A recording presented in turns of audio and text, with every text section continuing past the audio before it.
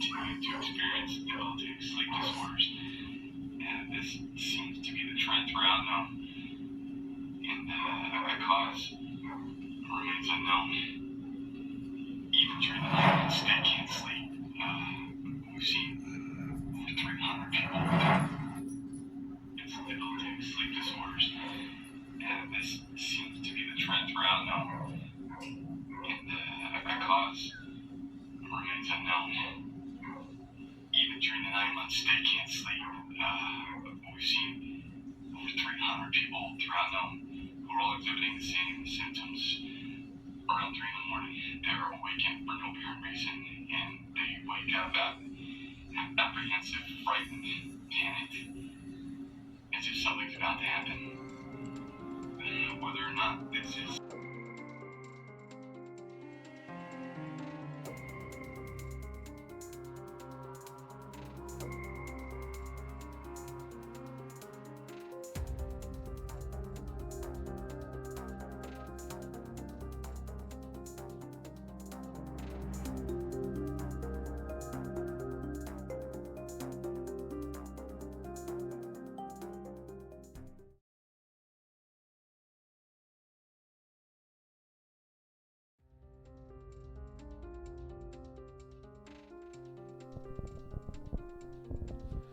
Hello, microphone check 1 2 1 2.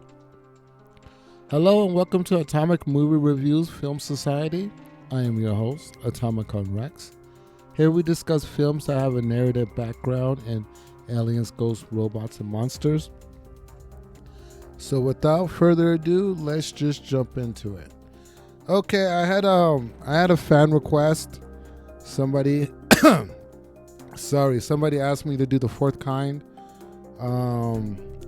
So I'm gonna do it. This is the UFO month, so what better time to do it? And plus, I want to capitalize on the whole UFO phenomenon thing. You know how we do over here at Atomic Movie Reviews Film Society. Okay, so let's just jump into it. So The Fourth Kind, I tried to look up the director. I didn't really find it, but the main actor is Mila Janotovich or something like that. Oh God, I butchered her name. She's the one that does the whole what was that zombie movie, Resident Evil. The first Resident Evil was good. I don't know about the rest, but the first Resident Evil was solid. So she does this one. She does all the whole. She's like the supernatural action girl, you know. There's vampires or zombies and there's machine guns. She's probably going to be in the movie. This bad boy came out in 2009. Ooh, so about 13 years ago? Wow. Okay, so what are some of the plot and narrative predictions? Like I've seen this movie like 1,000 times. Like I used to walk around. I kept this movie because to me it was proof of the existence of God, right? So like I've always kept this movie, and for some reason I keep losing it. Like I'll buy the movie. This is the third time I've bought this movie, and I'm sure I'm gonna end up losing it again. It's weird, but I didn't really have plot narrative predictions. Like I was intent on seeing a little green man, right, and seeing what they kind of look like. But when I watched the movie, I didn't really get that. So, yeah, I don't know if I really had a plot prediction for this movie. What genre would I put this in? Now, since I have the movie, do I have the movie laying around right in front of me? No. So since I bought the movie, right, I noticed that it says on the box, thriller sci-fi, right? Now, that's not the category I put this movie in. I put this movie in supernatural horror. Okay. And it just goes to show where we are now after like disclosure of the government of 2017 and pre-disclosure, right? Because we're still thinking about Little Green Man and Martians from another planet. Nobody was thinking angels and demons or taking that part seriously. now people are taking that more seriously now. So I would put this movie in the supernatural category. There's not a lot of horror in it because it is PG-13, so I don't know if I would call it a horror movie, but it's definitely supernatural and not science fiction. Cinematography. So they did this one kind of unique. This one is kind of a docudrama. So it has the regular movie where they have regular actors, and then it kind of side by side panels the actual footage or the actual documentation. So you see the live action movie part, and then you see the documentation where they actually got it, like the recording, like if they're having a what do you call it, a hypnosis session, and so they'll play the movie, the acting part, and then they'll actually play the recorded session of the hypnosis session next to it. So you have a good idea of what's going on. It was really filmed and really done really well. I like how they like kind of slide the blocks in and kind of played the movie through. I don't know the artistic way they expressed this movie, but it was really really unique. I haven't really seen it done in any other movie. It's live action. There's no CGI. What is the original work? Um, I mean, I would have to say the interviews would be the original work. Like so basically, this is like the movie's based in some small town in Alaska, and a therapist is having um, therapy sessions, and she notices a pattern between everybody. Right, all of her clients basically are having the same type of nightmare. Okay, and that's how she picks that up. And so she's filming and documenting these sessions with her clients. Okay, and that basically develops into the movie. That is the basis of what the movie is about. So it is kind of a lifetime drama. It's kind of a slow burn. There's not like an alien invasion type of thing. That's what people wanted to see. That's not what they got. What they got was The Exorcist. Like this is The Exorcist movie in real life. Like if you were to do The Exorcist movie again and to do it properly, you would do it like this. And it, and another side note, I may add to it. This movie came out at a time where the whole found footage genre was really taking off. So that's another element about this film. It's not found footage, but it was released in the environment of Hollywood and the whole footage phenomenon that was taking place. And so it kind of just piggybacked on that. So I would say that's the original work. Set design, everything was practical. Like there wasn't too much CGI effects. Even like some of the footage that I'm gonna show you, I would argue, like I thought it was all real. Like now that I freeze framed it and everything, like I could see where it might be like CGI, but like the owls and stuff, I thought were all real,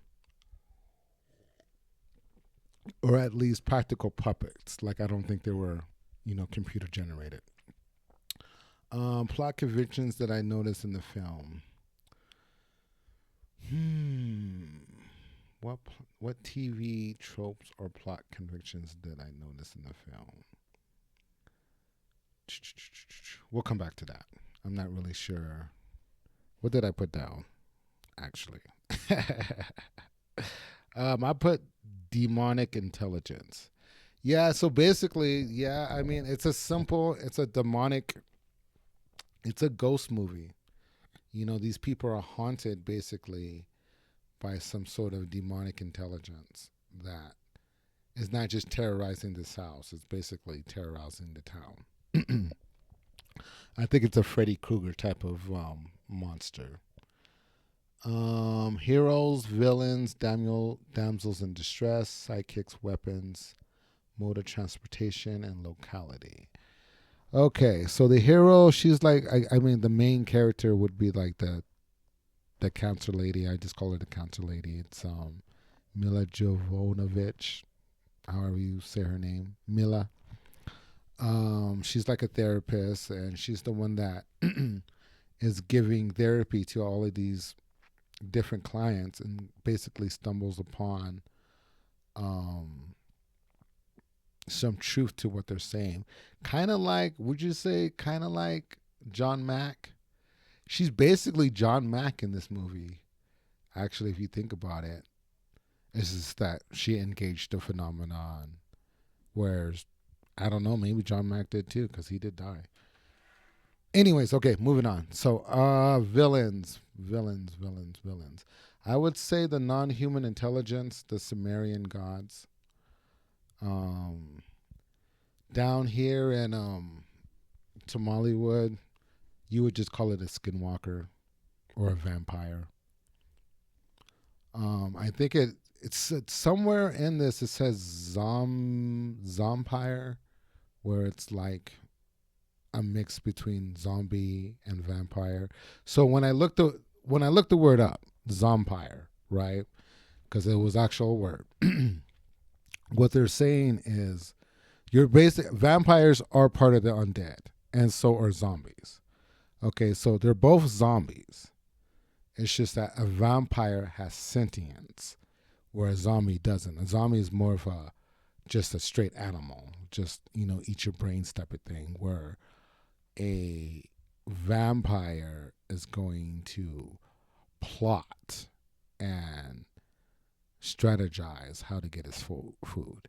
So basically, if there were like rules, if there were like game rules into this movie, I would say that the zombie becomes the vampire over time. It begins to get smarter and start to think. And once it gets its mind and it's able to start to think, it's no longer a zombie anymore. It's a vampire at that point. Um, let's see. Possession. Okay, yeah. So like the different powers of the villain of the zombie vampire it's very much like Dracula. So it's possession. It sees through people that it's bitten. Um, it can speak through them and can communicate through them. It performs mimicry. Okay, so like there's a lot of owl imagery in the movie, right? And so it's just a basic owl in the regular movie, but in the deleted scenes, you kind of see what the owl really looks like. It's kind of like this demonic looking owl, like this Cheshire cat looking owl with like a great big grin on its face and spiky teeth, right? And so it's clearly not an owl, but it's trying to look like one. Okay, and it's like Dracula turning into a bat or turning into a wolf. Okay, it's not gonna really look like a wolf. You can tell that there's something off about this wolf. Okay, very much like Skinwalker Ranch. That's what that's what we're dealing with. This is basically a vampire movie. This is proof of a vampire. The damsel in distress. I would say the blind girl, the daughter in it, the one that gets abducted. Um, I have really mixed feelings about this because, like, being raised in a church, I kind of see the whole rapture phenomenon being placed into this. And so one might argue the feeling that I'm getting off this movie, Okay, if we're just gonna be blatantly honest, okay, and I'm assuming this movie is supernatural, okay, and I'm gonna assume that they're trying to cast this off as a UFO movie because they captured a flying saucer in it, okay, but it's really not about the flying saucer, right? So we'll say that the flying saucer is a halo, okay, or some sort of black hole, or I say black hole because the way it looked, but I also know it's in infrared, so it's coming off as black. So if it wasn't in infrared, it would be a white light. So the officer saw a white light floating above the house, and the girl getting abducted. Right, the girl is getting taken by God. Like something happened, God came down, sent an angel down, and was like, "Nope, you're not getting this one." But everybody else in that town is pretty much fucked, right, by this undead vampire. Like everybody else is gonna get it, but like God, like took the girl. The girl's already blinded and stuff like that. So that's my opinion. If not, then the demon took her, the vampire took her and ate her. Basically, that's what I'm gonna assume. But why? Why do that? So the sidekick, I would say the other professor who's kind of helping her out, just kind of being by her side. Weapons, there wasn't no weapons in this. This is like a Lifetime drama. That doesn't even apply. Mode of transportation. So UFO. I'm I'm assuming the UFO in this movie is a black hole. It's more of a black hole than some sort of spaceship or um, teleportation device. I've even heard that the flying saucers themselves may be the alien, right? Not a craft, but they themselves are the alien. I've even heard that. So that's something that you might want to think about. Locale, it's based in Alaska. There is a lot of missing people in Alaska. I think that just hit the news just the other day, actually. I think there was like 20,000 people missing in Alaska in the last, I don't know, 20 years or something like that. It's a ridiculous amount of money. I mean, amount of people just vanishing with no explanation in Alaska. So something that you might want to look into. Okay. What else? Actors. Did the actors seem believable? Yeah, I would say so. I bought it all. What was the cultural impact of the movie? Did it break any new ground? I would say this was our first experience to disclosure. And why do I say that? Because it shifted the narrative from being Martians on planet X or planet whatever you want to call it, from another sphere to being supernatural, and which is the phenomenon really is. The phenomenon is more paranormal than nuts and bolts. It takes on the form of something nuts and bolts. And I think that's like something that's a form of deception on its part to make us believe that, even to make us believe it's from outer space or heaven. I think they're at the bottom of the ocean. If I'm going to be blatantly honest with this. Okay. Number 9. Oh, that was what was the cultural impact that it breaking new ground. Rating system. I first saw it. When did I first see it? I don't think I saw it in the theater. I think I streamed it. But I'm gonna say this again. This is the third time I bought this movie. And for some reason, this movie is going to disappear. I do recommend you buying this movie because it is proof of the supernatural. Atomic Convex. Talk to you there.